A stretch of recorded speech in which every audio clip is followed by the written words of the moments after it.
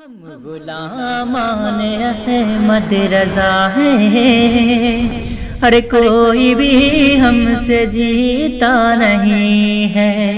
امام عالی مقام امام حسین رضی اللہ تعالی عنہ کے سر مبارک کو خولی بن یزید لے کر کوفہ پہنچا، گھر گیا اور امام عالی مقام کے سر مبارک کو رکھ دیا اور وہ سو گیا۔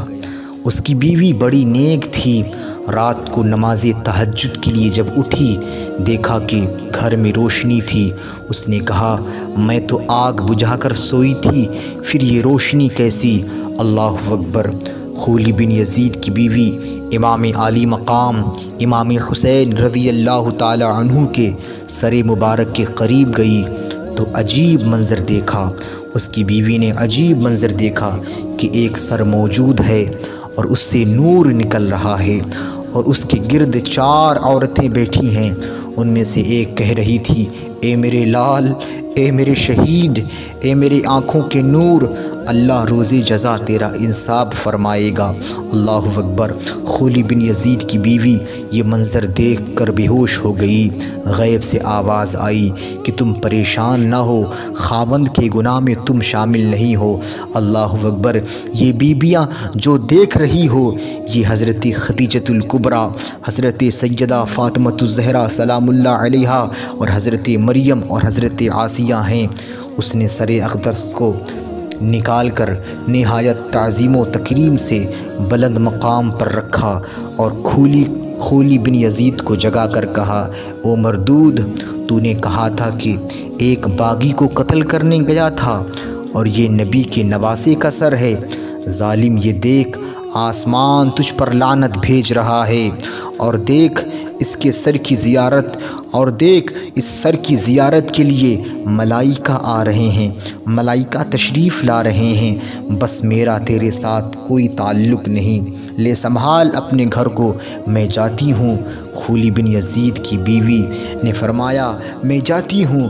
خولی نے کہا تیرے جانے سے میرا گھر تباہ برباد ہو جائے گا۔ عورت نے کہا خدا کرے تیرا گھر برباد ہو جائے، تیرے سب بچے تباہ ہو جائیں، تو نے خاتون جنت حضرت سیدہ فاطمۃ الزہرا سلام اللہ علیہا کا گھر اجاڑا ہے، خدا تیرا گھر اجاڑے۔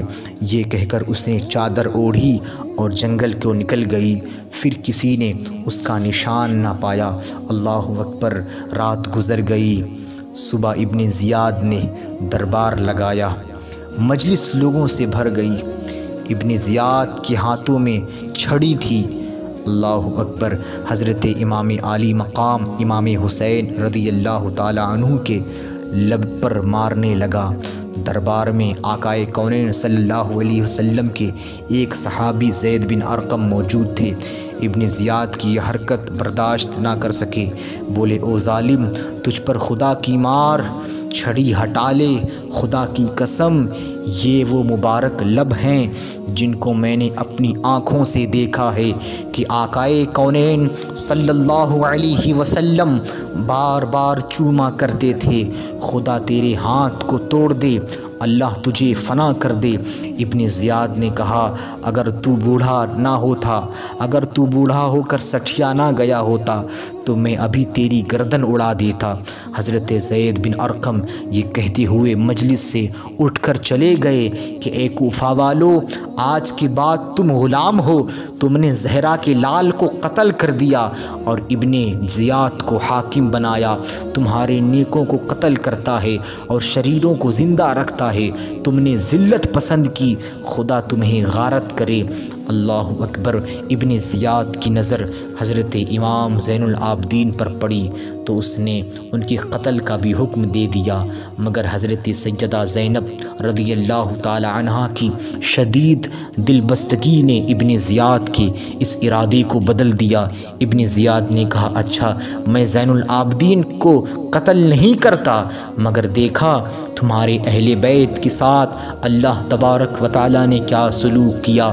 حضرت سیدہ زینب نے جواب دیا بے شک ان کی شہادت مقرر ہو چکی تھی، وہ مقتل میں تشریف لائے، مگر عنقریب دعوے محشر کے حضور وہ تم سے ضرور انصاف طلب کریں گے۔